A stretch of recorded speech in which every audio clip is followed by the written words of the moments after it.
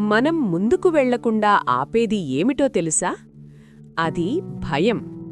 అది ప్రతిభ లేకపోవడం కాదు, అవకాశాలు లేకపోవడం కాదు, కేవలం భయం. ఇది ఇద్దరు అమ్మాయిల కథ.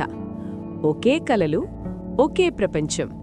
కాని ఒకరు భయాన్నించుకుంది, మరొకరు ఎదుగుదలనించుకుంది.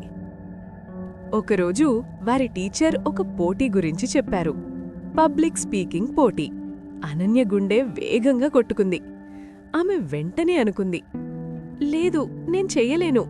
మీరా కూడా భయపడింది. కాని ఆమె తనకు తానే చెప్పుకుంది, నాకు భయముంది, కాని నేను ప్రయత్నిస్తాను. పోటీ రోజు వచ్చింది. మీరా స్టేజ్ మీదికి వెళ్ళింది. ఆమె చేతులు వణుకుతున్నాయి. ఆమె మాటలు ఆగిపోయాయి. కొంతమంది నవ్వారు, కాని ఆమె ఆగలేదు.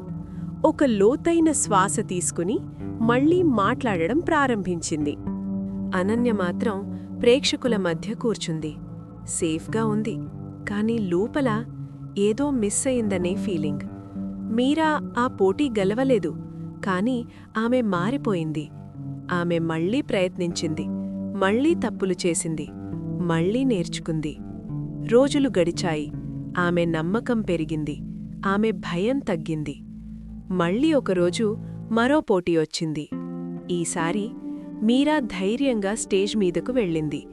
ఆమె స్పష్టంగా మాట్లాడింది. ఆమె నవ్వింది. ఆమె అందర్నీ ఆకట్టుకుంది. ఈసారి ఆమె గెలిచింది. అనన్య మాత్రం మళ్లీ ప్రేక్షకుల మధ్యే ఉంది, చప్పట్లు కొడుతూ, లోపల మాత్రం ఆలోచిస్తూ. భయం ఎప్పుడూ పోదు, కాని భయంతో ఉన్నప్పటికీ ముందుకు వెళ్ళినప్పుడు అక్కడే ఎదుగుదల మొదలవుతుంది. భయం నిన్ను అక్కడే నిలిపేస్తుంది. ఎదుగుదల నిన్ను ముందుకు తీసుకెళ్తుంది. ఎదుగుదల భయం ముగిసిన చోట ప్రారంభమవుతుంది.